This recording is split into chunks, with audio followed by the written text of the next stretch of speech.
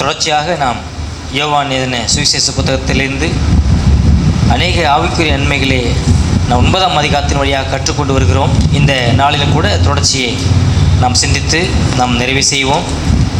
கடந்த வாரத்திலே நாம் பார்த்த சத்தியத்தினுடைய தொடர்ச்சியை நாம் பார்த்து இதை நாம் நிறைவு செய்வோம்.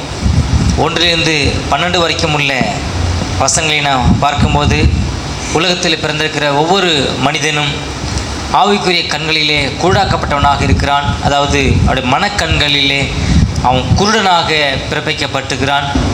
குருடனாக பிறப்பிக்கப்பட்ட மனிதனால் வெளிச்சமாகிய தேவனை, வெளிச்சமாகிய கிறிஸ்துவை அவனால் கண்டுபிடிக்க முடியாது என்பதை நாம் பார்த்து படித்து கொண்டோம். ஒளியில் இருக்கிறவரை இருளில் இருக்கிற மனிதன் கண்டுபிடிக்க முடியாது என்பதை 1 to 12 வசனம் வரைக்குமாய் நாம் படித்து புரிந்து கொண்டோம். சொல்லப்போனால் கடவுள் சம்பந்தமான காரியங்களே எதையும் அவனால் சுயமாக செய்ய முடியாது, அவன் சுயமாக முடிவெடுக்க முடியாது. கடவுள் சம்பந்தமான காரியங்களிலே சுயமாக தீர்மானிக்க முடியாது. காரணம், அவருடைய மனக்கண்களிலே குருடாக்கப்பட்ட மனிதனாக அவன் காணப்படுகிறான். அப்போ குருடாக இருக்கிற ஒரு மனிதனுக்கு இயேசு ஒளியாகிய இரட்சிப்பை தருகிறார். வெளிச்சமாகிய இயேசு ஒரு மனிதனுக்குள்ளாய் வரும்போது மட்டும்தான் அந்த மனிதனுடைய கண் திறக்கப்படுகிறது என்பதை நாம் பார்க்கிறோம். அப்போது 2வது நிலையில் 2வது பகுதிகளில் நம்ம என்ன படிக்கிறோம் அப்படின்னு சொன்னால், 13 to 25 வரைக்கும் உள்ள பகுதிகள் என்ன படிக்கிறோம்னு சொன்னால், ஆவிக்குரிய பார்வை அடைந்த மனிதன் இயேசுவுக்கு சாட்சியாக வாழ்கிறான். ஆவிக்குரியங்களிலே குருடாக்கப்பட்ட மனிதன் முதல் நிலையிலே, முதல் காரியங்களிலே. 2வது நிலை வரும்போது அவன் ஆவிக்குரிய பார்வை அடைகிறான். ஆவிக்குரிய பார்வை அடைந்து என்ன செய்கிறான்னு சொன்னால், அவன் தனக்காக வாழும்படியாகவோ அல்லது தான் செய்து வந்த வேலையை செய்யும்படியாகவோ இல்லை, இப்போது இயேசுவுக்கு சாட்சியாக வாழும்படியாக அவன் முன்னெடுத்து வருகிறான். அவனுடைய நோக்கம் மாற்றப்படுகிறது, அவனுடைய சித்தாந்தம் மாற்றப்படுகிறது, அவனுடைய எண்ணங்கள் புதுப்பிக்கப்படுகிறது, அவருடைய நம்பிக்கை புதுப்பிக்கப்படுகிறது, அவருடைய வழிபாடு புதுப்பிக்கப்படுகிறது. முன்பு இருந்த இடம் வேறு. முன்பு இருந்த இடம் வாசலுக்கு, அதாவது கோவிலுடைய வாசலில் உட்காந்து பிச்சை எடுத்து கொண்டு இருந்தான். இப்போது அங்கே போக சொன்னால் கூட போக மாட்டான். ஏன் அப்படின்னு சொன்னால், முன்பு இருந்த வாழ்க்கை வேறு, இப்போ இருக்கிற வாழ்க்கை வேறு.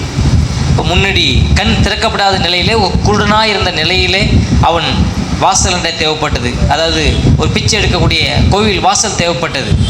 ஆனால் இப்போது அந்த வாசலுக்கு போக வேண்டிய அவசியம் இல்லை. இப்போது தைரியமாக அவன் ஆலயத்துக்குள்ளாய் வந்து அவன் வழிபடலாம். தன்னை படைத்தவரை வழிபடலாம். தன்னை படைத்தவரோடு கூட அவன் உறவு வைத்து கொள்ளலாம். தன்னை படைத்தவரோடு கூட அவன் எப்போ வேணாலும் பேசலாம். இதுதான் அவனுக்கான சுதந்திரம் 2வது நிலையில். அப்போது 2வதுல ஆவிக்குரிய பார்வை அடைந்த மனிதன் அவன் என்ன செய்கிறான் அப்படின்னு சொன்னால், அவன் இயேசுக்கு சாட்சியாக வாழ பார்க்குறான். அவன் பார்வை அடைந்த பிறகு அவனுக்கு வரக்கூடிய நெருக்கடிகளை நாம் பார்த்தோம், அவனுக்கு வரக்கூடிய சவால்களை நாம் பார்த்தோம். அந்த சவாலில் அவன் பின்னிட்டு போனானா இல்லை முன்னோக்கி சென்றான்னு சொல்லி பார்த்து சொன்னான். அவன் பின்னிட்டு பார்க்கல, அவன் பின்னிட்டு போகலை. அவன் கடவுள் சம்பந்தமான காரியங்களே முன்னோக்கி செல்லக்கூடிய ஒரு மனிதனாக இருந்தான். தொடர்ந்து அவன் சிலுவையை அவன் பார்த்தவனாக, சிலுவையை முன்வைத்து போகிறவனாக, சிலுவை சார்ந்து வாழக்கூடிய ஒரு மனிதனாக, அவன் கிறிஸ்துவை முன்னிறுத்தி வாழக்கூடிய ஒரு மனிதனாக, உலகம் எனக்கு பின்னாகவும் கிறிஸ்து எனக்கு முன்னாகவும் என்ற நிலையிலே அவன் வாழ்ந்தவனாக அவன் காணப்பட்டான் என்று சொல்லி 2வது நிலையிலே நாம் பார்க்கிறோம். கிட்டத்தட்ட ஒரு 5 இடங்களிலே அவனுக்கான எதிர்ப்புகள் வருகிறது. அவனோட என்ன செய்தான், ஏன் அவனை நீ இன்னும் பின்பற்றி கொண்டிருக்கிற, அவனை மறுதளிப்பதற்கான என்னெல்லாம் வழி செய்ய முடியுமோ எல்லா வழியும் மத கூட்டம் செஞ்சுது. இந்த மத தலைவர்கள், மத கூட்டமான மக்கள் எல்லாரும் அவனுக்கான எதிர்ப்புகளை கொண்டு வந்தார்கள் சொல்லி பார்க்குறோம். அப்போ நம்ம 2வது நிலையில் நாம் பார்க்கும்போது, இயேசுவுக்கு சாட்சியாக வாழ்வது என்பது அது கூடாத காரியமாக இருக்குது. மனிதனுடைய நிலையில், மனித முயற்சியில் அது கூடாத காரியம், அது முடியாது.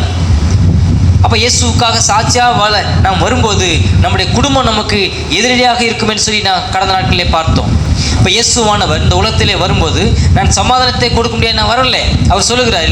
லூக்கா 12ஆம் அதிகாரத்தில் படித்தோம். லூக்கா 12ஆம் வார்த்தையை இங்கே சொல்லுகிறார். 51ஆம் வசனம். நான் பூமியிலே சமாதானத்தை உண்டாக்க வந்தேன் என்று நினைக்கிறீர்களோ? சமாதானத்தை அல்ல, பிரிவினையை உண்டாக்க வந்தேன் என்று உங்களுக்கு சொல்லுகிறேன். எப்படி எனில், இது முதல் ஒரே வீட்டிலே 5 பேர் பிரிந்திருப்பார்கள். 2 பேருக்கு விரோதமாய் 3 பேரும், 3 பேருக்கு விரோதமாய் 2 பேரும் பிரிந்திருப்பார்கள்.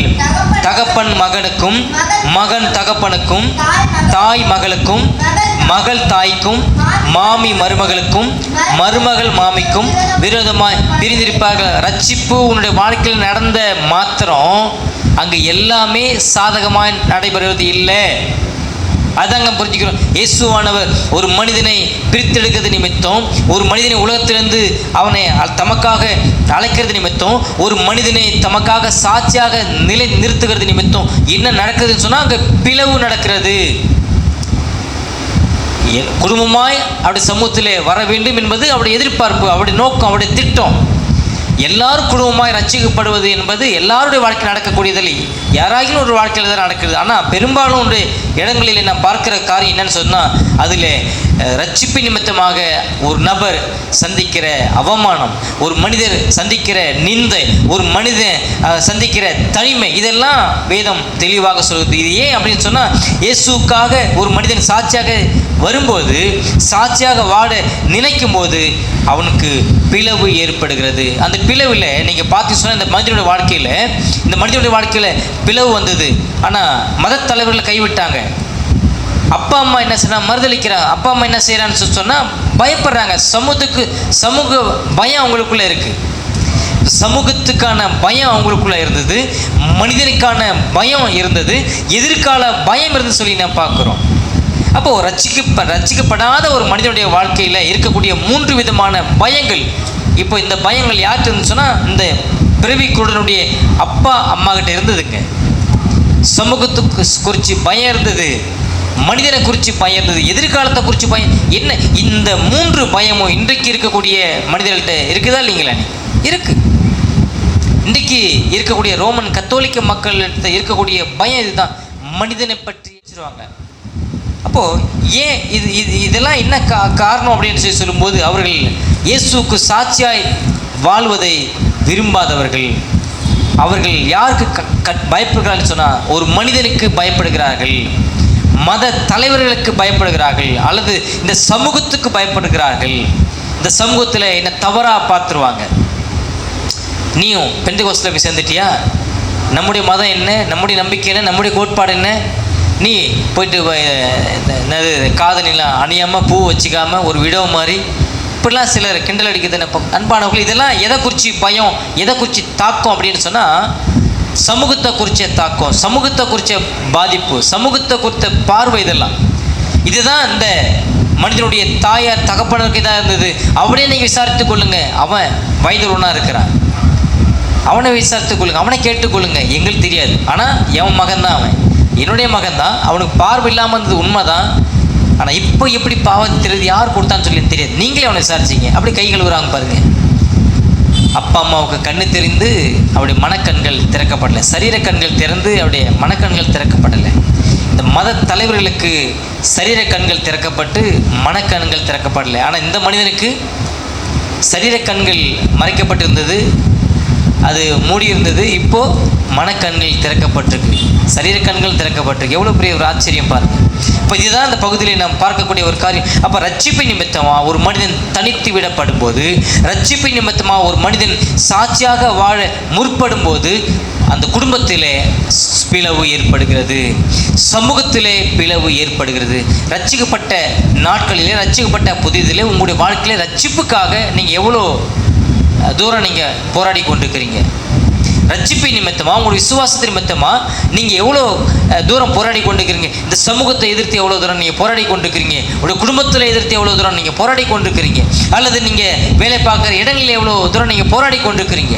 இப்போ யூதா என்ற மனிதன் சொல்கிற, ஆண்டவராக இயேசு கிறிஸ்துவனுடைய சகோதரன் யூதா புத்தகத்தில் அவன் எழுதுகிற வாசித்து சொன்னால், யூதா புத்தகம் 1ஆம் வசனத்து 3ஆம் வசனம் வரைக்கும், இயேசு கிறிஸ்துவனுடைய ஊழியக்காரனும் யாக்கோபினுடைய சகோதரனுமாயிருக்கிற யூதா, பிதாவாகிய தேவனாலே பரிசுத்தமாக்கப்பட்டவர்களும் இயேசு கிறிஸ்துவினாலே காக்கப்பட்டவர்களுமாகிய அழைக்கப்பட்டவர்களுக்கு எழுதுகிறதாவது, உங்களுக்கு இரக்கமும் சமாதானமும் அன்பும் பெருக கடவது. பிரியமானவர்களே, பொதுவான ரட்சிப்பை குறித்து உங்களுக்கு எழுதும்படி நான் மிகவும் கருத்துள்ளனாய் இருக்கையில், பரிசுத்தவான்களுக்கு ஒரு விசை ஒப்பு கொடுக்கப்பட்ட விசுவாசத்திற்காக நீங்கள் தைரியமாய் போராட வேண்டும் என்று உங்களுக்கு எழுதி உணர்த்துவது எனக்கு அவசியமாக கண்டது. அன்பானவர்களே, இங்கு ரட்சிப்பை நிமித்தமாக ஒவ்வொரு விசுவாசியும் தனித்து விடப்படுகிறான். குடும்பத்திலே தனித்து விடப்படுகிறான். சமுதாயத்திலிருந்து தனித்து விடப்படுகிறான். எதிர்காலம் எப்படி இருக்குன்னு தெரியாது. இந்த புத்தகத்தை எழுதினவன் யாருன்னு சொன்னால், இயேசுவோடு கூட மாம்சத்தில் பிறந்த உடன் பிறந்த சகோதரன். இப்போ இயேசுவை சிலுவைக்கு போகிற வரைக்கும் விசுவாசிக்கல, இயேசுவை கிறிஸ்து என்று விசுவாசிக்கல, மெசியா என்று சொல்லி விசுவாசிக்கல, அவர் தான் எனக்கான ரட்சகர்ன்னு சொல்லி விசுவாசிக்கல. இவன் சிலுவையிலே இயேசு மரித்து அடக்கம் செய்யப்பட்டு உயிர் தெரிந்த பிறகுதான் அவர் தேவனுடைய குமாரன், அவர் மெசியா கிறிஸ்து என்று விசுவாசிக்கிறான். அப்போதான் அவன் சொல்கிறான் பாருங்க, இந்த முதல் வசனத்தை சொல்லும்போது, இப்போ இயேசு கிறிஸ்துவனுடைய சகோதரன் என்று சொல்லிக் கொள்வதற்கு அவன் விருப்பம் இல்லை. சகோதரன் என்று சொல்லிக் கொள்வதற்கு தம்பி, இயேசுனுடைய தம்பி என்பதற்கு அவன் விருப்பப்படலை. அவன் என்ன சொல்கிறான் பாருங்க, இயேசு கிறிஸ்துவனுடைய ஊழியக்காரன். இப்போ இயேசுவுக்கு நான் வேலைக்காரன் சொல்லிக் கொள்வதில் பெருமிதம் கொள்ளுகிறான். எவ்வளோ பெரிய ஒரு ஆச்சரியம்! இதுதாங்க சாட்சி.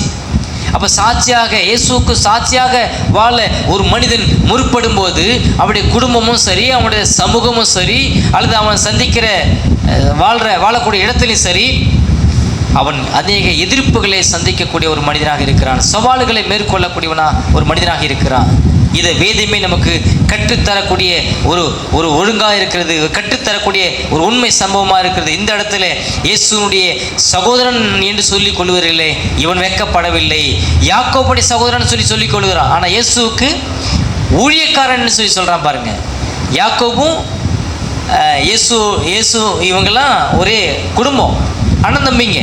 இயேசுவுக்கு பிறகு பிறந்த 4 சகோதரர்கள், யூதா, யோசே, யாக்கோபு, இதெல்லாம் இயேசுனுடைய சகோதரர்கள் பட்டியலில் வரக்கூடிய நபர்கள். ஆனால் இந்த இடத்துல இயேசுவுக்கு ஊழியக்காரன் என்று சொல்லி அறிமுகப்படுத்தி, மற்ற பேர்களுக்கு சொல்லி அவர்களுக்கு சகோதரன் என்று சொல்லி தன்னை அறிமுகப்படுத்துகிறான். அது மட்டுமல்ல, அவன் சொல்லக்கூடிய 3வது வசனத்தில் பார்த்து சொன்னான், பொதுவான ரட்சிப்பை குறித்து உங்களுக்கு எழுதும்படி நான் மிகவும் கருத்துள்ளனாய் இருக்கையில், பரிசுத்தவான்களுக்கு ஒரு விசை ஒப்பு கொடுக்கப்பட்ட விசுவாசத்திற்காக நீங்கள் எப்படி போட்டிருங்க, அதில் நீங்கள் கோழைத்தனமாய் போராட வேண்டும் அப்படின்னு சொல்லப்பட்டிருக்கா? எப்படி போட்டிருங்க? அதில் உங்கள் பைபிள் எப்படி போட்டிருக்கு? தைரியமாய் போராட வேண்டும் என்று சொல்லி. அன்பானவர்களே, தைரியமாய் போராட வேண்டும் என்று சொல்லி இந்த இடத்துல நமக்கு அவன் நம்மை உணர்த்துகிறான். யூதா மனிதன் நம்மை உணர்த்துகிறான், நம்மை உற்சாகப்படுத்துகிறான். அதுதான் இந்த 2வது பகுதியில் நாம் படிக்கக்கூடிய சத்தியம். ஆவிக்குரிய பார்வை அடைந்த ஒரு மனிதன் அவன் இயேசுவுக்கு சாட்சியாக வாழுகிறான். நீங்கள் 1 தீமோத்தேயுல ஒரு வசனத்தில் நீங்கள் வாசித்து பார்த்தீங்கன்னு சொன்னால், இயேசுவுக்கு பிரியமாய் நடக்கிற ஒவ்வொருவரும் அவர் துன்பப்படுவார்கள் என்று சொல்லுகிறது. அப்போ உலகத்தில் இன்னும் நீங்கள் கடந்து வருவீங்கன்னு சொன்னால், சுவிசேஷ புத்தகம் சொல்லுது, உலகத்தில் உங்களுக்கு உபத்திரம் உண்டு, நான் உலகத்தை ஜெயித்தேன், நீங்களும் ஜெயிப்பீர்கள் என்று சொல்லுகிறார்கள். இப்போ உலகத்தில் உங்களுக்கு உபத்திரம் இல்லை அப்படின்னு சொல்கிறாரா? உலகத்தில் உபத்திரம் உண்டுன்னு தான் சொல்கிறார். உலகத்திலே உங்களுக்கு உபத்திரம் உண்டு, நான் உலகத்தை ஜெயித்தேன். 2வது சொல்கிறார், நான் உங்களோடு கூட இருக்கிறேன். இதுதான் ஒரு விசுவாசி இருக்கக்கூடிய ஒரு ஆறுதல். இந்த மனிதனுக்கு எதிர்ப்பு வந்தது, சவால் வந்தது. அவனுடைய பெற்றோர்கள் கைகள் விட்டு போயிட்டாங்க. மத தலைவர்கள் அவனை குற்றம் சுமத்துறாங்க, தொடர்ந்து குற்றம் சுமந்து கொண்டிருக்கிறாங்க. 1 முறை 2 முறை இல்லை, 5 முறைக்கு மேலே அவனை கேள்வி மேலே கேட்டு அவனை ரொம்ப நோகடிக்கிறாங்க. ஆனால் இந்த மனிதன் சாட்சியில் தன்னோட அடைப்பில் உறுதியாய் நின்று கொண்டிருக்கிறான். அவனை சமுதாயம் கைவிட்டுடுச்சு, சமுதாயம் வெறுத்துருச்சு. அப்படியே தாய் தகப்பனுமார கை கழுவிட்டு போயிட்டாங்க. மத தலைவர்கள் அவனை கைவிட்டாங்க. இந்த சம்பவம் கேட்ட உடனே இயேசுவானவர் என்ன செய்கிறான்னு சொன்னால், அவனை தேடி வருகிறார். நல்லா கவனித்து பார்த்தீங்கன்னு சொன்னால், 26வது வசனத்துக்கு பிறகு நீங்கள் பார்த்தீங்கன்னா, அவர்கள் மறுபடியும் அவனை நோக்கி, உனக்கு என்ன செய்தான், உன் கண்களை எப்படி திறந்தான் என்றார்கள். அவன் பிரதியுத்தரமாக, முன்னே உங்களுக்கு சொன்னேன், நீங்கள் கேளாமற் போனீர்கள், மறுபடியும் கேட்க வேண்டியது என்ன, அவருக்கு சீசராக உங்களுக்கு மனது உண்டோ என்றான். அப்பொழுது அவர்கள் அவனை வைது, நீ அவனுடைய சீசன், நாங்கள் மோசையினுடைய சீசன் என்று சொல்லி தங்களை பெருமிதமாக பேசி கொண்டிருக்கிறார்கள். இங்கே அந்த மனிதனை என்ன செய்கிறான்னு சொன்னால் திட்டுறான். வயதுன்னு சொன்னால் திட்டுறான், கெட்ட வார்த்தையில் பேசுகிறான், அசிங்கமாக பேசுகிறான். இயேசுவை எப்படி பிறப்பில் குற்றப்படுத்துகிறானோ அதுபோல் இவனையும் அவனை போய் பின்பற்ற, அவனை நீ சார்ந்து வாழ போகிற, அவன் பின்னால் நீ போக போகிறன்னு சொல்லிட்டு இயேசுவையும் திட்டுறான், அவரை பின்பற்ற இந்த குருடனையும் அவன் திட்டுறான். எவ்வளோ பெரிய ரோஷமாக இருந்துக்கிறான், எவ்வளோ வைராக்கியமாக இருந்துக்கிறான். மத வைராக்கியம், ஜாதி வைராக்கியம், அந்த நியாயப்பிரமாணம் எனக்கு தான் தெரியுங்கிற அந்த வைராக்கியம், பாரம்பரியத்தையும் சடங்கையும் கை கொண்டுக்கிற அந்த பெருமை மட்டும் இல்லாமல் சொல்கிறான், மோசையினுடைய தேவன் பேசினார் அப்படின்னு சொல்லி சொல்கிறான். ஆனால் நீ சொல்கிற இந்த இயேசுவோடு கூட தேவன் பேசலைன்னு சொல்கிறான். எவ்வளோ ஒரு அப்பட்டமான ஒரு பொய்யை எங்கே சொல்கிறான் பாருங்கள். அதே நீங்கள் யாத்திராவும் புத்தகத்தை நீங்கள் எடுத்துக்கொண்டீங்க சொன்னால் மோசே நம்புகிற இந்த மனிதன்கிட்ட தேவன் பேசியிருக்கிறார். மோசையின் இடத்துல பேசின தேவன் அவர் திருத்துவ ஏக தேவன், யெகோவா என்ற தேவன், அவர் பேர் யாவே என்று சொல்லப்படுகிறது. யாவே என்று சொன்னால் அது யெகோவா தேவன் என்று சொல்லி அதுக்கான பொருள் அவர்தான் திரியேக தேவன் என்பதை அர்த்தப்படுத்துகிறது. மோசேயோடு கூட தேவன் பேசுகிறார், முட்செடிலிருந்து பேசுகிறார். 3ஆம் அதிகாரம் 1 வாசித்து பார்த்தோன்னு சொன்னால், மோசே மீதியான் தேசத்து ஆசாரியனாயிருந்த தன் மாமனாகிய எத்திரோயின் ஆடுகளை மேய்த்து வந்தான். அவன் ஆடுகளை வனாந்தரத்தின் பின்புறத்திலே ஓட்டி தேவ பர்வதமாகி ஓரைப்பட்டு வந்தான். அங்கே கர்த்தருடைய தூதனானவர் ஒரு முட்செடியின் நடுவில் இருந்து உண்டான அக்கினி ஜுவாலிலிருந்து நின்று அவனுக்கு தரிசனமானார். அப்பொழுது அவன் உற்று பார்த்தான், முட்செடி அக்கினியால் ஜுவாலித்தும் எரிந்தும் அது வெந்து போகாமல். அன்பானவர் 2ஆம் வசனம் சொல்லுது, அங்கே கர்த்தருடைய தூதனானவர். அப்போ அங்கே கர்த்தருடைய தூதனானவர் என்று சொன்னால் அது யாரை குறிக்கிறது? ஆண்டவராய் இயேசு கிறிஸ்துவை குறிக்கக்கூடிய ஒரு வார்த்தை. இறையியல் பின்னணியிலே சொல்ல போனால் அது இயேசுவை குறிக்கக்கூடிய ஒரு சொல், ஒரு வார்த்தை. கர்த்தருடைய தூதனானவர் என்ற வார்த்தை எங்கெல்லாம் வருகிறதோ அது இயேசுவை குறிக்கக்கூடிய ஒரு வார்த்தை. அப்போ இந்த இடத்துல பேசினது யார்? மோசையோடு பேசினது யாருங்க? இயேசு பேசியிருக்கிறார். மனிதன் முன் கடவுள் தோன்றினார் என்ற அந்த அர்த்தத்தோடு கூட இந்த வசனம் நமக்கு அர்த்தப்படுத்துகிறது. இந்த மோசையோடு பேசினவர் இந்த தேவன். இப்போ 9ஆம் அதிகாரத்தில் யாரை குற்றப்படுத்துகிறாங்களோ இந்த இயேசு தான் மோசையின் இடத்துல பேசினவர். அந்த மோசையின் இடத்துல பேசினவர் உடைய கண்களுக்கு முன்பாக நின்று கொண்டுகிறார். பார்வை இல்லாத அந்த மனிதனுக்கு தெரிகிறது, பார்வை உள்ள அந்த மத தலைவருக்கு தெரியல. இதுதான் பரிதாபமான ஒரு நிலை. பார்வை இல்லாத மனிதனுக்கு மனக்கண்கள் திறக்கப்பட்டிருக்கிறது. பார்வை இருக்கிறேன்னு சொல்லிட்டு அந்த மனிதனுடைய கண்கள் மறைக்கப்பட்டிருக்கிறது, மூடப்பட்டிருக்கிறது. ஆனால் அவங்ககிட்ட என்ன இருக்குதுங்க? மத நம்பிக்கை இருக்கிறது, மதம் என்ற போர்வை இருக்கிறது. நான் பெருமித்தவன் என்று சொல்லி அந்த போர்வை அவனுக்குள்ளே இருக்கிறது. நான் ஜாதியில் உயர்ந்தவன் என்று சொல்லி அந்த போர்வை அவனுக்குள்ளே இருக்கிறது. வெளிப்பிரகாரமான நியாயப்பிரமாண புத்தகங்கள் இருக்கிறது, ஜெபாலயம் இருக்கிறது, தீர்க்கதரிசிகள்லாம் எங்களுடையவர்கள் சொல்லி பெருமிதம் கொண்டு சொல்லி கொண்டிருக்கிறான். ஆனால் இந்த தீர்க்கதரிசிகள்கிட்ட பேசின இந்த இயேசு, மோசையின் இடத்துல பேசின இந்த இயேசு, நீ கைகளை வைத்து கொண்டிருக்கிற இந்த வேத பிரமாணங்கள், இந்த 5 ஆகமங்கள் முழுமைக்கும் சொந்தக்காராகிய இந்த இயேசு உன் கண்களுக்கு முன்பாக நின்று கொண்டிருக்கிறார். அவரை உனக்கு கடவுளாக பார்க்க தெரியல, கிறிஸ்துவா பார்க்க தெரியல, இரட்சகராக பார்க்க தெரியல, எனக்கு மன்னிப்பை தரக்கூடியவர் அவர் மட்டும்தான் என்பதை உன்னால் பார்க்க முடியல. இவ்வளோ ஒரு பரிதாபமான ஒரு நிலை. இந்த இடத்துல அவர்கள் அவனை வயது என்று சொல்லப்படுகிறது. அவனை திட்டினார்கள், கெட்ட வார்த்தை சொல்லி திட்டுறான்.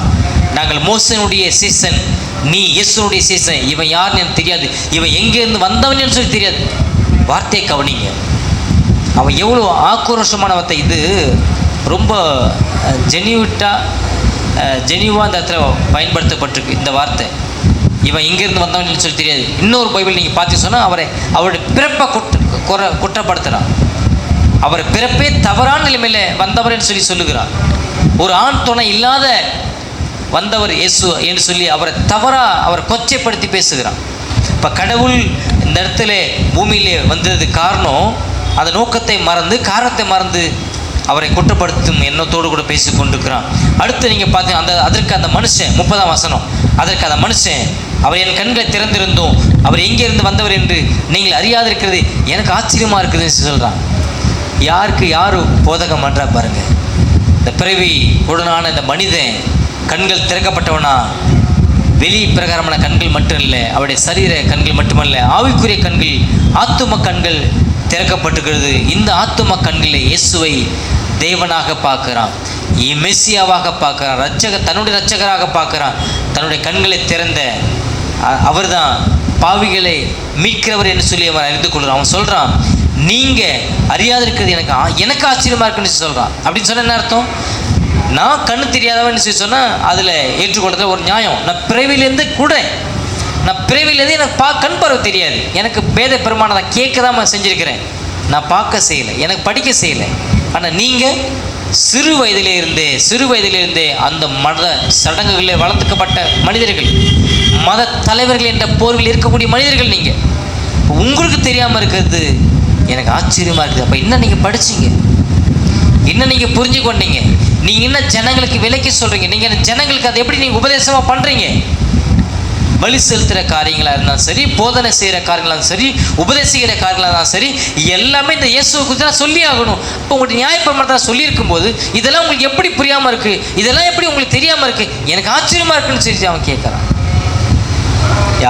யார் உபதேசம் பண்ணுறாப்பார். அடுத்து நீங்கள் பார்க்குறான் 31ஆம் வசனத்தில் சொல்லும்போது, பாவிகளுக்கு தேவன் செவி கொடுக்குறதில்லை என்று சொல்லி நேரடியாக முகதாட்சியம் பார்க்காம சொல்கிறான். இந்த குருடனான மனிதன் அவர்களை நேரடியாக சொல்கிறான், ஒளிவு மறைவு இல்லாமல், முகதாட்சணை இல்லாமல், அவருடைய பாவிகளுக்கு தேவன் செவி கொடுக்குறதில்லை புரிஞ்சுக்கன்னு சொல்லி சொல்கிறான். தைரியம் வேணும் பார்த்தீங்களா? இப்போ நம்ம என்ன பார்த்தோம்னு சொன்னால், ஒரு மனிதனுக்கு இயேசுவானவர் உள்ளுக்குள் வரும்போது என்ன நடக்குது அப்படின்னு சொன்னால், அவனுக்குள்ளாய் தைரியம் வருகிறது, மனித பயம் நீக்கப்படுகிறது. ஒளியாகிய வெளிச்சமாகிய கிறிஸ்துவை ஒரு மனிதன் உள்ளத்தில் பெற்றுக்கொள்ளும் போது, விசுவாசத்தினாலே பெற்றுக்கொள்ளும் போது, அந்த மனிதனுக்கு மனிதனை பற்றிய பயம் நீக்கப்படுகிறது, சமுதாயத்தை பற்றிய பயம் நீக்கப்படுகிறது, எதிர்காலத்தை பற்றிய பயம் நீக்கப்படுகிறது. கிறிஸ்துவை அறிய ஒரு மனிதனுக்கு இந்த 3 பயத்திலிருந்தும் விடுதலை ஆக்கப்படுகிறது. இந்த மனிதனுக்கு 3 நிலையிலும் இருந்தும் விடுதலையாக்கப்பட்டான். அவனுடைய பயத்திலிருந்து விடுதலையாக்கப்பட்டுக்கிறான். மனிதனை பட்ட பேசுகிற மத தலைவர்கள் சாதாரணமான ஆள் கிடையாது. அந்த நாட்களில் இருந்தவன்லாம் உடனே சிறைச்சாதம் பண்ணிடுவான், உடனே சிறைச்சாலில் வச்சுருவான். அவ்வளோ பெரிய கொடுமையான தண்டனைகள் வழங்கக்கூடிய காலகட்டத்தில் அந்த மனிதர்கள் முன்பாக நேராக பேசுகிறான். அதாவது நீங்கள் பழைய ஏற்பாட்டில் அந்த அக்னி ஜுவாலில் போட போகிறேன்னு சொல்லிட்டு மிரட்டினாங்க இல்லைங்களா, அந்த நேபுகாத்நேச்சார் அவனிடத்துல 3 பேர் போய் சேர்ந்து பேசுகிறான். ஒருத்தர் பேசுறதுக்கும் 2-3 பேர் சேர்ந்து பேசுறதுக்கு வித்தியாசம் இருக்குது, தைரியம் வந்துடும். ஆனால் இங்கே 2-3 பேர் கிடையாதுங்க. யார் இருக்கிறா? தனி மனிதனாக இருந்து போராடுகிறான் விசுவாசத்துக்காக. இதுதான் யூதா சொன்னது போல, நீங்கள் ஒரு விசை ஒப்பு கொடுக்கப்பட்ட விசுவாசத்திற்காக நீங்கள் தைரியமாய் போராட வேண்டும். அதுக்காக தான் அழைக்கப்பட்டிருக்கிறோம், அதுக்காக தான் நீங்கள் அழைக்கப்பட்டிருக்கிற. இந்த மனிதன் தன் விசுவாசத்தை விட்டு அவன் பின்வாங்கி போயிடல, விசுவாசத்தை கண்டு அவன் துவண்டு போயிடல, விசுவாசத்தை மறுதளிச்சல. இந்த இயேசுவை குறை சொல்லி குற்ற சொல்லி அவன் மறுதளிச்சு போகிறத அவன் விருப்பப்படல. தொடர்ந்து விசுவாசத்துக்கு அவன் போராடி கொண்டிருக்கிறான். தன்னோட ரட்சிப்பு நிச்சயத்தில் அவன் தொடர்ந்து வேறொன்றி நின்று காணப்பட்டு கொண்டிருக்கிறான். அவன் தன்னுடைய சொந்த ரட்சிப்பை அவன் தொடர்ந்து பாதுகாத்து கொண்டிருக்கிறான். இந்த இடத்துல அவன் பேசுகிறான், தனி மனிதனாக இருந்து, நீங்கள் பாவிகள், ஆகவே தேவன் உங்களுக்கு செவி கொடுக்கதில்லை. எவ்வளோ பெரிய ஒரு விஷயத்தை அந்த மனிதன் பயம் இல்லாமல் அவர்களை பார்த்து 2வது காரியம் சொல்கிறான், ஒருவன் தேவ பக்தனாக இருந்து அவருக்கு சித்தமானதை செய்தால் அவனுக்கு தேவன் செவி கொடுப்பார். முதலாவது குற்றப்படுறான், நீங்கள் பாவிகளுக்கு தேவன் செவி கொடுக்கறதில்லை. உங்கள்கிட்ட வேத பிரமாணம் இருக்குது, உங்கள்கிட்ட ஆலயம் இருக்குது, உங்கள்கிட்ட மத நம்பிக்கை இருக்குது, சடங்கு சாரம் செய்து கொண்டு இருக்கிறீங்க. ஆனால் நீங்கள் யாராக இருக்கிறீங்க? மனம் திரும்பாத ஒரு மனிதனாக இருக்கீங்க, பாவியாக இருக்கிறீங்க. நீங்கள் மனம் திரும்பினான்னு சொல்கிறான். உங்களுக்கு தேவன் செவி கொடுக்க மாட்டார்னு சொல்கிறான். உங்களுடைய ஜெபத்துக்கு செவி கொடுக்க மாட்டார் அப்படின்னு சொல்கிறான். நீங்கள் உபதேசம் பண்ணுறது, போதனை பண்ணுறது, சடங்குகளை அனுசரிக்கிறது எல்லாமே வீண் சொல்லி ஒரே வார்த்தையை சொல்லி முடிக்கிறான். சொல்கிறதுக்கு ஒரு தைரியம் வேணும் இல்லை? அப்போ அந்த தைரியம் யார் கொடுத்தா? இந்த தைரியம் எப்போ வந்தது அவனுக்குள்ளே? பரிசுத்த ஆவியான ஒரு மனிதனுக்குள்ளாய் வரும்போது மட்டும்தான் அந்த தைரியம் வருங்க. மனிதனை பற்றிய பயம், உலகத்தை பற்றிய கவலை எப்போ நீக்கப்படும், சரி செய்யப்படும் அப்படின்னு சொன்னால், பரிசுத்த ஆவியானவர் ஒரு மனிதனுக்குள்ளாய் வந்து குடிக்கொள்ளும் போது மட்டும்தான். பரிசுத்த ஆவியானவர் இந்த மனிதர்கள் எத்தனை வருடங்களாக உபதேசங்களாக செய்து கொண்டு வந்தும் கூட, பாரம்பரியத்தில் மத வைராக்கியத்தில் இருந்தும் கூட, அவர்களுக்கு மனிதனை பற்றிய பயம் நீங்கின பாடு இல்லை. சமுதாயத்தை பற்றிய பயம் நீங்கின பாடில்லை, எதிர்காலத்தை பற்றிய பயம் நீங்கின பாடில்லை. இந்த மனிதனுக்கு ஒரே நேரம் தான் நடக்குது, ஒரே நேரம் தான் நடக்குது. அடுத்த நிமிஷத்தில் அவன் இயேசுவுக்கு சாட்சியாய் வாழ்வதற்கு அவன் முன் வருகிறான். இயேசுவுக்கு சாட்சியாக வாழ்வதற்கு அவன் முழுமையாக தன்னை அர்ப்பணிக்கிறான், தன்னை முழுமையாக அவன் ஒப்பு கொடுக்கிறான். என்ன பிரச்சனை வந்தாலும் சரி, என்ன எதிர்ப்பு வந்தாலும் சரி, எவ்வளோ சவால்கள் வந்தாலும் சரி, அது எல்லாவற்றையும் நான் மேற்கொள்வதற்கு கடவுள் எனக்கு பலன் கொடுக்கிறார். அடுத்து நீங்கள் பாருங்கள் 32ஆம் வசனத்தில், பிறவி குடனுடைய கண்களை ஒருவன் திறந்தான் என்று உலகம் உண்டானது முதல் கொண்டு நீங்கள் கேள்விப்பட்டதில்லையே. 3 விஷயத்தை சொல்கிறான். முதலாவது, அவர்களே பாவிகளுக்கு தேவன் செவி கொடுக்குதில்லைன்னு சொல்லி சொல்கிறான். ரெண்டாவது என்ன சொல்கிறான் அப்படின்னு சொன்னால், பாவிகளுக்கு செவி கொடுக்குதுன்னு சொல்லி முதல் காரியமாய். 2வது காரியம், தேவ பக்தருனாய் இருக்கிற ஒருவனுக்கு அவர் செவி கொடுக்கிறார் என்று சொல்லி அங்கே சொல்லுகிறான். 3வதாக அவன் சொல்லும்போது அங்கே என்ன சொல்கிறான்னு சொன்னான், உலகம் உண்டானது முதல் கொண்டு இது போன்ற சம்பவம் நீங்கள் கேள்விப்பட்டிருக்க மாட்டீங்க, கேள்விப்பட்டதே இல்லையே என்று சொல்லி அவர்களுக்கு 3 விஷயங்களை முன்வைத்து அங்கே சொல்லுகிறான். 33ஆம் வசனத்தை வாசித்து பார்க்கும்போது, அவர் தேவனிடத்திலிருந்து வராதிருந்தால் ஒன்றும் செய்ய மாட்டார் என்று சொல்லி 4 காரியங்களை சொல்லுகிறான். 4 விஷயங்களை அங்கே பாவிகளுக்கு செவி கொடுக்க மாட்டார் என்ற ஒரு காரியத்தை சொல்கிறான். தேவ பக்தியுள்ளவர்கள் மட்டும்தான் செவி கொடுக்கிறார்னு சொல்கிறான். அடுத்து, உலகம் உண்டானது முதல் கொண்டு இது போன்ற சம்பவம் எங்கேயும் நடந்ததில்லை, இதை நீங்கள் கேட்டுக்கணும்னு சொல்லி சொல்கிறான். 4வது, தேவனிடத்திலிருந்து ஒருவன் வராமல் இருந்தால் இப்படிப்பட்ட அற்புதங்களையும் அடையாளங்களையும் செய்ய முடியாது என்பதை அவர்களுக்கு உபதேசமாக சொல்கிறாங்க. அன்பானவர்களே, இது எப்போ இந்த மாதிரியான தைரியம் ஒரு மனிதனுக்கு எப்போ வருதுன்னு சொன்னால், ஒளியாகிய கிறிஸ்துவை ஒரு மனிதன் பெற்றுக்கொள்ளும் போது, வெளிச்சமாகிய இயேசுவை ஒரு மனிதன் பெற்றுக்கொள்ளும் போது, வேதத்திலிருந்து பரிசுத்த ஆவியானவர் ஒரு மனிதன் பெற்றுக்கொள்ளும் போது, இப்படிப்பட்ட தைரியமும் இப்படிப்பட்ட நம்பிக்கையும் மாறுதலும் அவனுக்குள்ளாய் வருகிறது. அப்படியானா அவருடைய பயத்தை கடவுள்லாம் செய்யணும்னா எடுத்து போட்டுறாருங்க. ஒரு மனிதனுக்குள்ளாய் கிறிஸ்து வரும்போது, ரட்சிப்பு நடக்கும்போது, மறுபிறப்பு நடக்கும்போது என்ன நடக்குது அப்படின்னு சொன்னால், அந்த பயத்தை கடவுள் முதலாவது எடுத்து போடுகிறார், வேரோடு எடுத்து போட்டு விடுகிறார். அந்த மனிதனோடு கூட தான் இருப்பதை உறுதி செய்கிறார். அந்த மனிதன் செய்வதெல்லாம் வாய்க்க செய்கிறார். இதான் சங்கீதம் 1ஆம் சங்கீதத்தில் பார்க்கும்போது, ஒரு விசுவாசி தன்னை எப்படி காத்துக்கொள்ள முடியும், துன்மார்க்கனுடைய இடத்துல நிற்கக்கூடாம, பாவிகளுடைய வழியில் நிற்காம, பரியாசக்கார உட்கார இடத்துல உட்காராம, கடவுளுடைய வார்த்தையில் இரவும் பகலும் தன்னை அவன் காத்து கொள்ளுகிறான். இரவும் பகலும் தியானமாக இருந்து தன்னை காத்து கொள்ளுகிறான். கடவுள் சமூகத்தை தன்னை புதுப்பித்துக் கொள்ளுகிறான். அந்த மனிதன் செய்கிறதெல்லாம் வாய்க்கும். 4ஆம் வசனத்தை பார்க்குறோம், சங்கீதம் 1 இல்லை. அந்த மனிதன் செய்யறதெல்லாம் வாய்க்கும். அவன் இலையுதிராது இருக்கிற மரத்தை போல் இருக்கிறான். அவன் தன் கனிகளே அவன் தன் வாழ்நாளிலே, தன்னுடைய நாட்களிலே அவன் தொடர்ந்து தந்து கொண்டே இருக்கிறான். ஒலிவு மர கன்றுகளைப் போல வளர்ந்து கொண்டே இருக்கிறான் என்று சொல்லி, அப்போ இந்த மனிதனுடைய வாழ்க்கையில் இவ்வளோ பெரிய தைரியம் வருவதற்கான காரணம் சுய பலத்தில் பேச முடியாது. யோசிச்சு பார்த்தீங்கன்னு சொன்னால் சுய பலத்தில் பேச முடியாது, சுய ஞானத்தில் பேச முடியாதுங்க. சுய ஞானமோ சுய பெருமையிலோ கொஞ்ச நேரம் மட்டும் தான் பேச முடியும், அதன் பிற்பாடு நம்ம பேக் அடிச்சிருவோம். ஆனால் இந்த மனிதன் பேசக்கூடியது உணர்ச்சியிலிருந்து பேசலை, உணர்ச்சி வசப்பட்டு பேசலை, உள்ளான இருதயத்திலே மாற்றம் அடைந்தவன் அவன் பேசி கொண்டிருக்கிறான். மத தலைவர்களுக்கே பாடம் இருக்கிறான்னு சொல்லி சொன்னால் இது சாதாரணமான விஷயமா? இது எபேசியர் 1ஆம் அதிகாரம் 13ஆம் வசனத்தில் நான் பார்க்குறோம். எபேசியர் 1ஆம் அதிகாரம் 13ஆம் வசனம் நமக்கு என்ன சொல்லுது என்று சொல்லும்போது, ஒரு மனிதனுக்குள்ளாய் பரிசுத்த ஆவியானவர் வரும்போது, நீங்களும் உங்கள் ரட்சிப்பின் சுவிசேஷமாகிய சத்திய வசனத்தை கேட்டு விசுவாசிகளான போது வாக்குத்தத்தம் பண்ணப்பட்ட பரிசுத்த ஆவியால் அவருக்குள் முத்திரை போடப்பட்டீர்கள். ஒரு மனிதன் இயேசுவை எப்பொழுது இரட்சகராக, ஆண்டவராக, என்னை படைத்தவராக, என்னுடைய இரட்சகராக என்னைக்கு நான் ஏற்றுக்கொள்கிறேன்னு சொல்லி தன்னுடைய இருதயத்தில் விசுவாசி, அப்பொழுதே பரிசுத்த ஆவியானவர் அந்த மனிதனுக்குள்ளாய் வந்து குடிக்கொள்ளுகிறார். அந்த மனிதனுடைய இருதயத்தை கடவுள் வாசம் பண்ணுகிறார். அந்த மனிதனுடைய சிந்தையை கடவுள் தமக்கு சித்தமாக மாற்றுகிறார். அந்த மனிதனுடைய விருப்பத்தை தம்முடைய விருப்பமாக மாற்றிக்கொள்ளுகிறார். அவனுடைய சித்தத்தை புதுப்பிக்கிறார், அவனுடைய விருப்பத்தை புதுப்பிக்கிறார், அவருடைய நோக்கத்தை புதுப்பிக்கிறார், அவருடைய தீர்மானங்களை புதுப்பிக்கிறார். எல்லாவற்றிலும் கடவுள் முழுமையாக செயல்படுகிறார். இதுதான் நாம் பார்க்கக்கூடிய ஒரு காரியம்.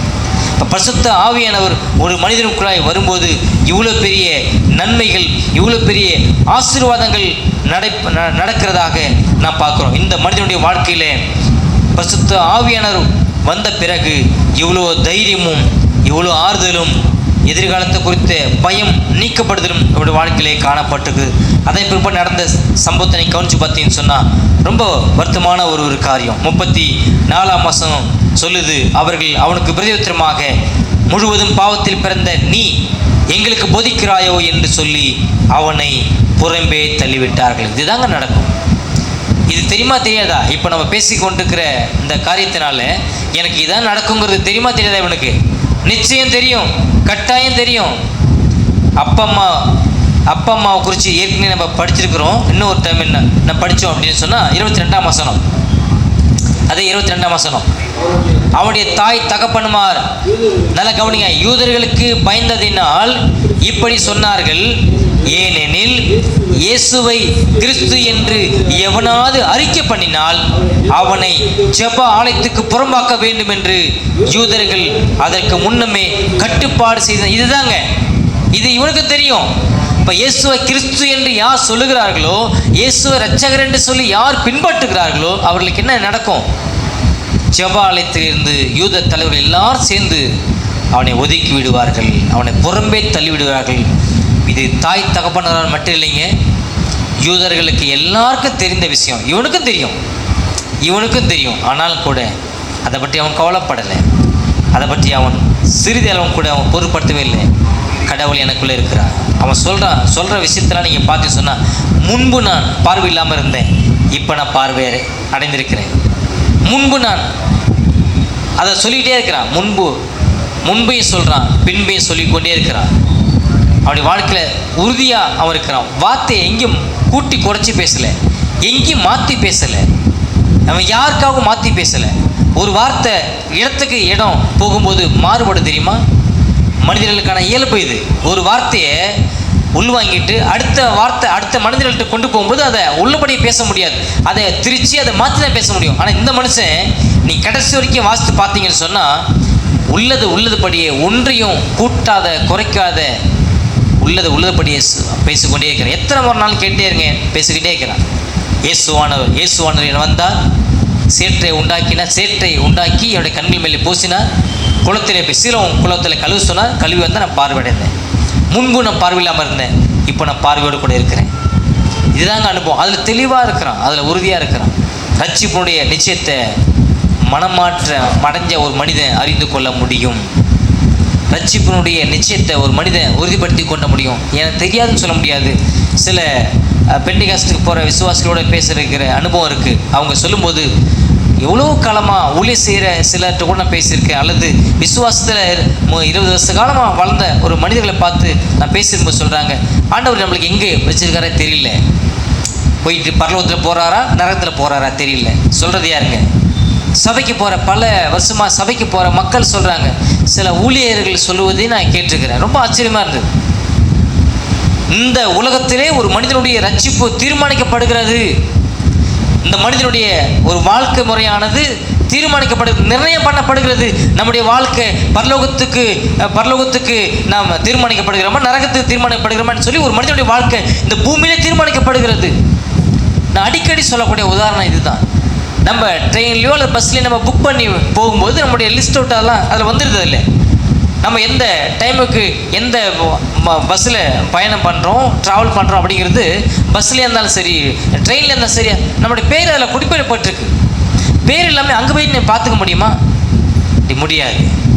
அன்பானவர்களே, ஒரு விசுவாசனுடைய வாழ்க்கை பரலோகத்தில் நீ வாழ்வியா அல்லது நரகத்துக்கு போய் இங்கேயே தீர்மானிக்கப்படுதுன்னு சொல்லி தான் வேதம் நம்மளுக்கு சொல்லுது.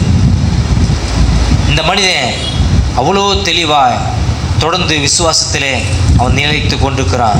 அவன் இயேசுவை மறுதலிக்கலை, அவன் விசுவாசத்தை மறுதலிக்கலை, ரட்சிப்பை மறுதலிக்கலை. தொடர்ந்து ரட்சிப்பிலும் விசுவாசத்திலும் இயேசுவை சார்ந்து வருவதிலும் அவன் முன்னோக்கி செல்லக்கூடிய ஒரு மனிதனாக இருக்கிறான். அடுத்து நடக்கிற காரியத்தை நீங்கள் பார்த்தீங்க சொன்னால், அவர்கள் அவனை ஜெபாலயத்துக்கு புறம்பே தள்ளிவிட்டார்கள். 35ஆம் வசனத்திலே உடனடியாக இயேசுவானவர் அவனை சந்திக்கிறார். இதுதாங்க இந்த பகுதியில் நாம் படித்து ஆறுதல் அடையக்கூடிய ஒரு சம்பவம், ஒரு காரியம் எதுன்னு சொன்னால் 35ஆம் வசனத்தில் இயேசுவானவர் அவனை சந்திக்கிறார்.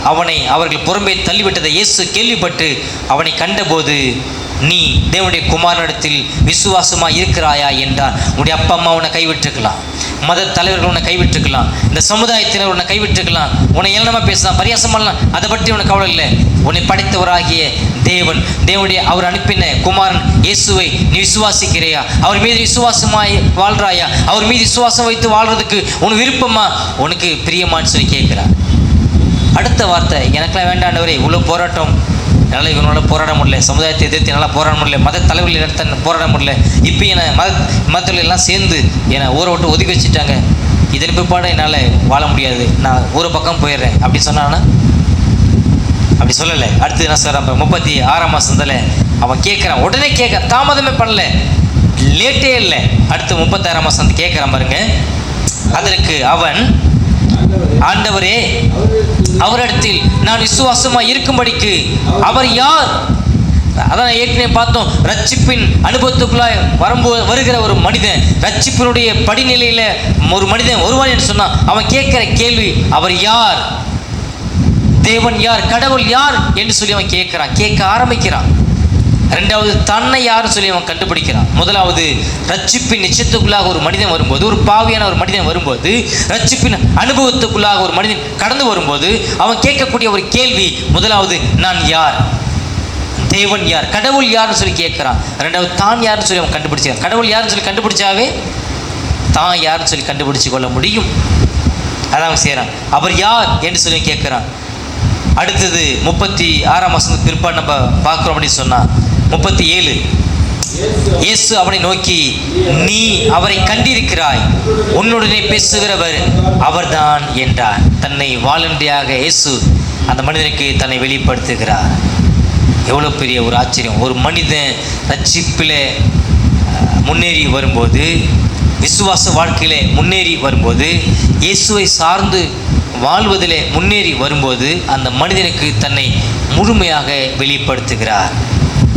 இதுதான் ஒரு ரட்சிக்கப்பட்ட மனிதனுடைய வாழ்க்கையில் கடவுள் ஏற்படுத்தி வைத்திருக்கிற ஒரு ஆசீர்வாதம்.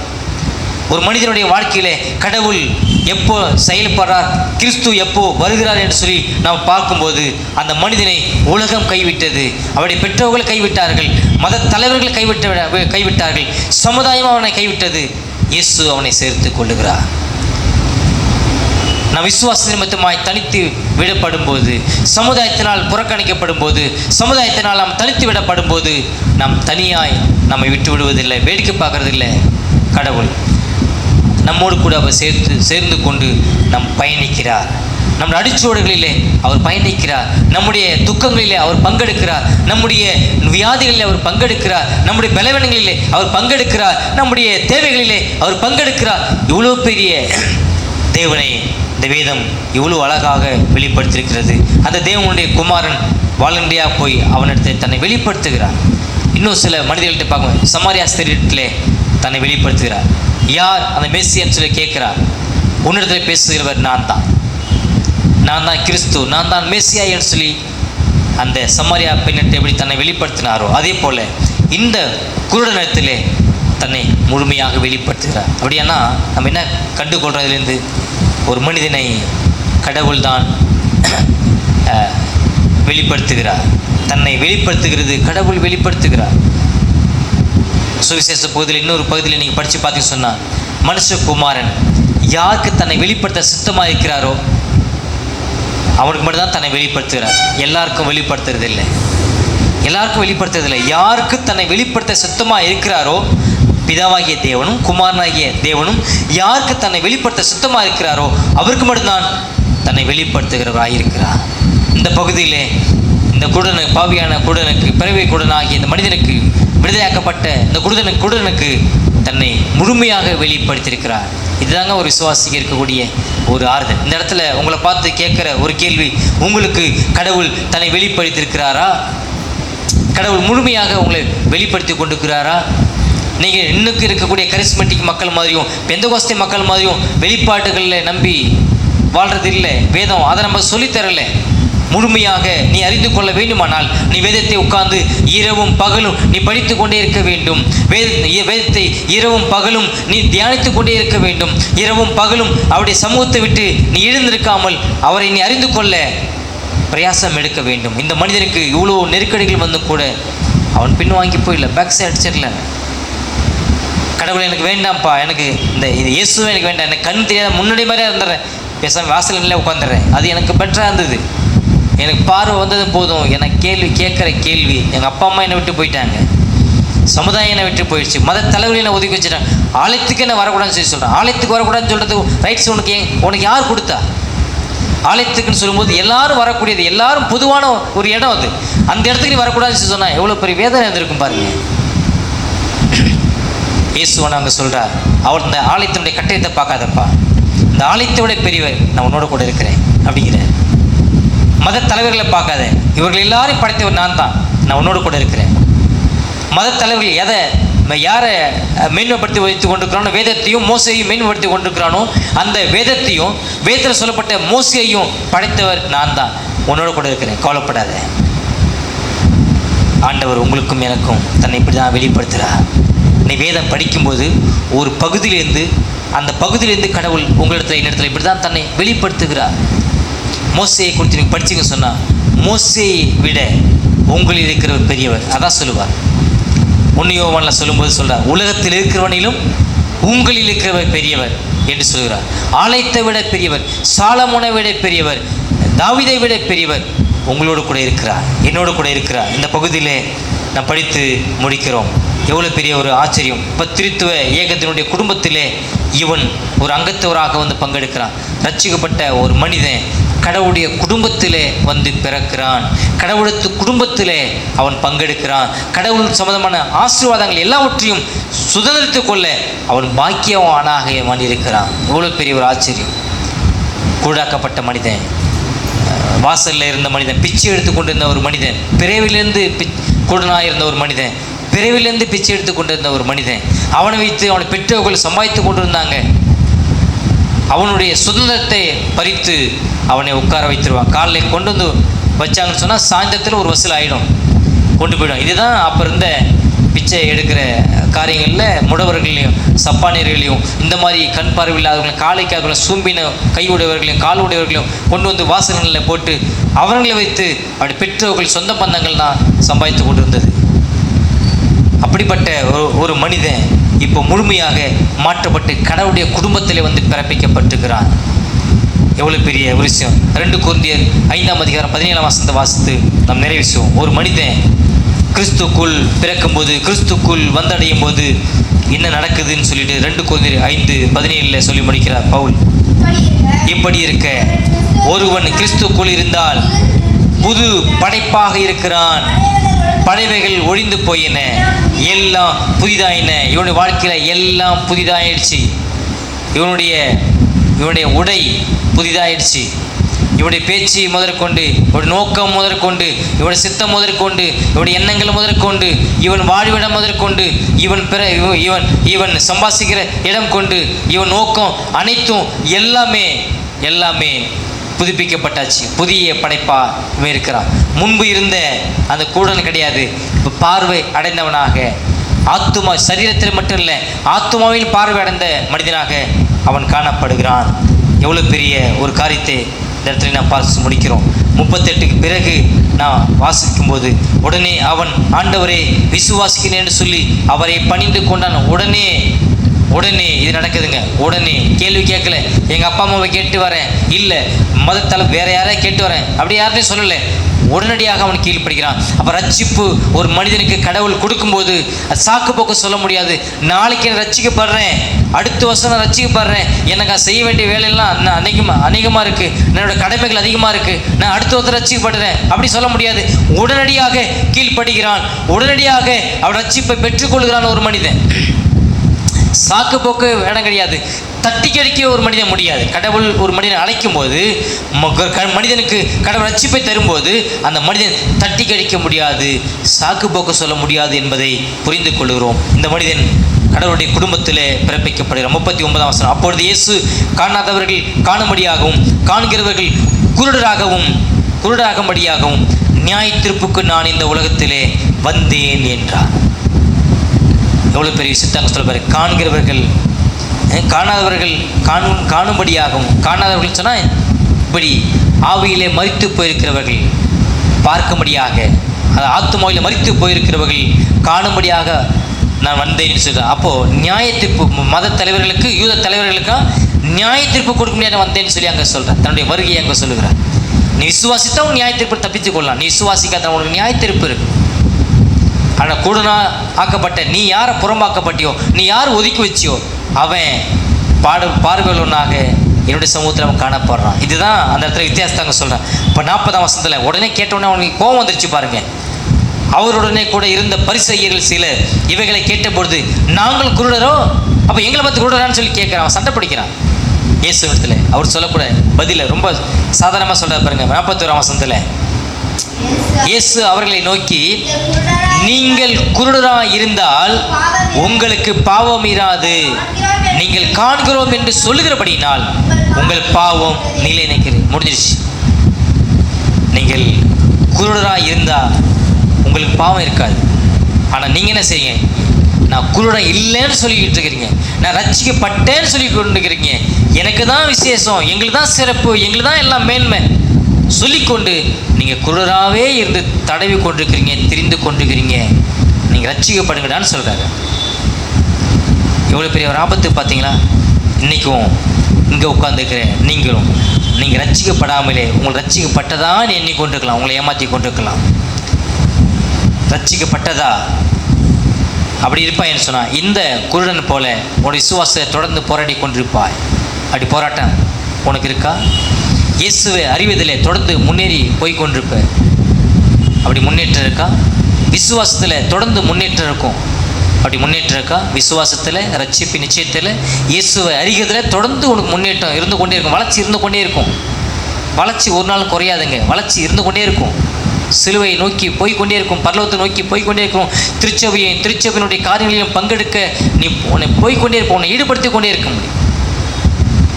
இந்த மனிதனுடைய வாழ்க்கையில் அதை நான் பார்க்க முடியுது. இயேசுவை அறிகிறதுலையும் சரி, அவர் விசுவாசிக்கிறதுலையும் சரி, சாட்சியாக வாழ்கிறதும் சரி, ரட்சிப்பு நிச்சயத்தை உறுதிப்படுத்திக் கொள்வதும் சரி, தொடர்ந்து முன்னேறி அவன் போய் கொண்டிருக்கிறான். இந்த மனிதர்கள், பார்வை உள்ள இந்த மனிதர்கள் தொடர்ந்து குருட்டாட்டத்திலே வாழ்ந்து கொண்டிருக்கிறார்கள், குருட்டாட்டத்திலே தடவி தெரிந்து கொண்டிருக்கிறார்கள்.